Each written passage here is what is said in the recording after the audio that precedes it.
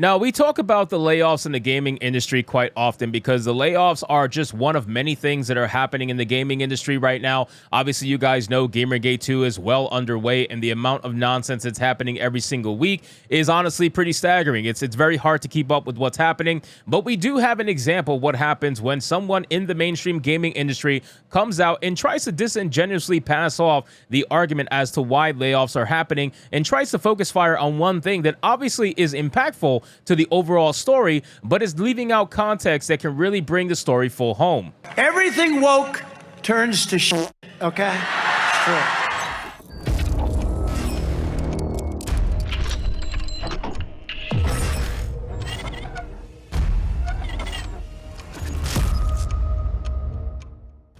Now, what am I talking about? Well, we have an article here from That Park Place with a headline that reads, Larian Studios Director of Publishing Michael Dowse claims that the mass layoffs at video games are an avoidable F-up. Now, I agree. It is an avoidable F-up. We all know exactly what we're talking about, but coming from someone at Larian Studios, he's probably going to talk more so about corporate culture and the overall greed within the gaming industry and completely leave out the fact that there is a culture war that is 100,000% happening right now. And whether you want to admit it or not, whether you want to be one of those people that says, well, I'm not going to get involved with this nonsense, there's no culture war for me. Well, guess what? The culture war is going to come for you whether you like it or not, and you can only be silent for so long before you're eventually going to have to admit and realize that it's happening right before your eyes. So let's get into this video, guys. But of course, before we do, if you are new here, just consider hitting that subscribe button. I would greatly appreciate it, and like the video to push us out into that YouTube algorithm. It says Michael Dowse, the director of publishing at Larian Studios, commented on the current mass layoffs that are sweeping the video game industry, describing them as an avoidable F-up. In an interview with the Game File, Dowse criticized mass layoffs that are affecting a number of major companies as being part of a corporate culture that is beholden to shareholder interests. Now, really quick, before we even get into the rest, okay, that is absolutely true, okay? I'm not going to try to sit here and deny the fact that that is not true. We do know that the current corporate interest in mainstream gaming right now is 100% focused on shareholder interest, and it's not about gamers, okay? A lot of the mainstream gaming companies that we grew up loving are just corporate shills now. That's what they've become. Look at Blizzard, for example. I grew up loving Blizzard. My God, the amount of time I spent playing Blizzard games is ridiculous. I'm not going to lie to you. But now that they became Activision Blizzard, and the moment they got taken over by Activision, I remember saying, when I saw that announcement, I remember saying that Blizzard's dead. I knew that Blizzard was going to just completely die off the moment Activision got their hands on it, and that's exactly what happened. They are a shell of their former self. They are not the people who are genuinely there to make amazing games anymore.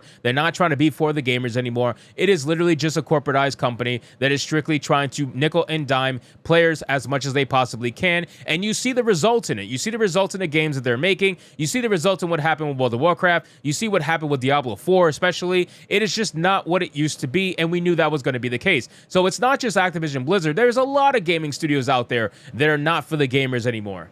Then he says, in fact, Dowse accuses the layoffs are happening one after the other because the companies see it as an opportunity to maximize profits. He shared, but to prevent these giant operational failures that we call layoffs, they're an avoidable F-up. That's really all they are. He added, that's why you see one after the other, because companies are going, well, finally, now we can too. We've wanted to do it for ages. Everyone else is, so why don't we? That's really kind of sick. Well, listen, there is a lot of bloat, I would imagine, in some of these Silicon Valley gaming studios. You know, like we've seen what happened in 2020, right? We've seen what happened in 2020 and 2021, where these gaming studios and streaming platforms and everything under the sun that was digitally based, they all overexpanded themselves. They all went just way too far and pushed themselves way too far.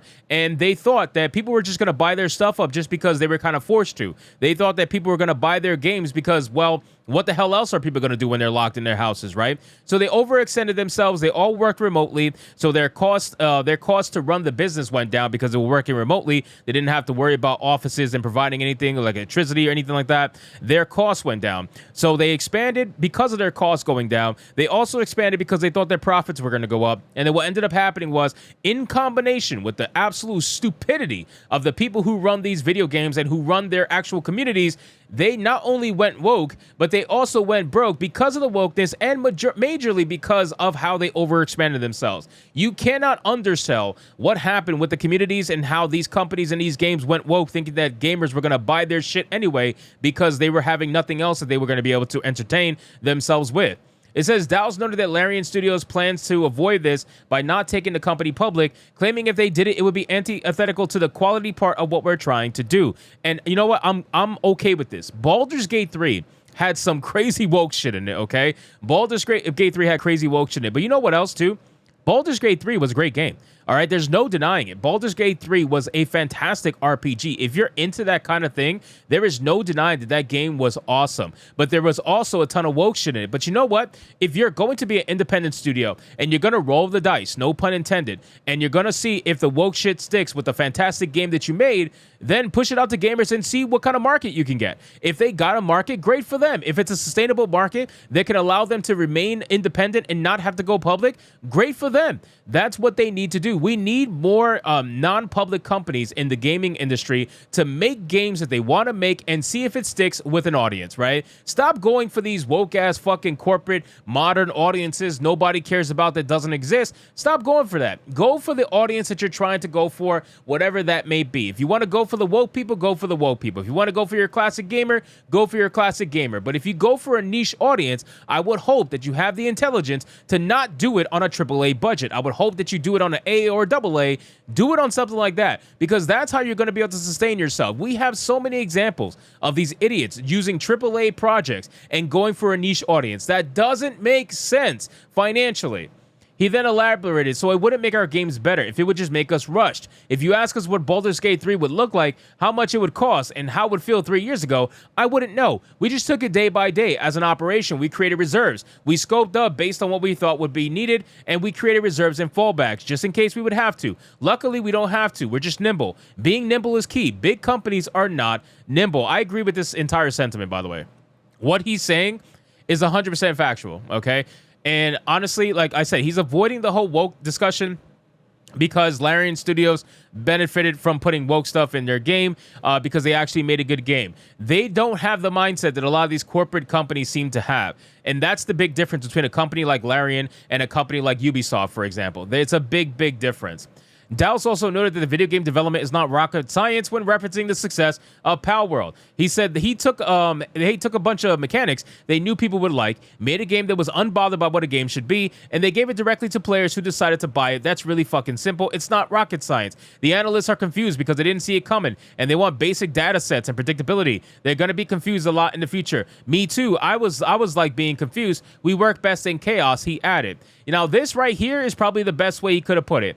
They took mechanics that people liked. They made a game that was, keyword, unbothered by what a game should be, and they gave it directly to players who decided to buy it. That's really simple. That's all it is. Make a game with great mechanics. Make a game that they know people are going to want and fans are going to want. Make a game that you want to make, and stop being bothered about making a game that what it should be made, right? Stop thinking about what checkboxes you need to check. Stop thinking about what checkboxes you need to have in terms of hiring people for the game. Stop that nonsense. Just make the fucking game. Figure out the idea of what you're trying to push and see who buys it. That's it. Live and die by the sword and see who will pick up your product. So I'm glad that he actually said all this. I think this is great that an independent studio is thinking this way, and this explains why Baldur's Gate 3 was such a great game, even though it had woke nonsense in it. So anyway, guys, thank you so much for watching this video. I hope you did enjoy it. If you did, consider leaving me a subscribe. I would greatly appreciate it. Don't forget to like the video, comment, let me know what you thought, and I'll see you guys on the next one. Hypnotic out.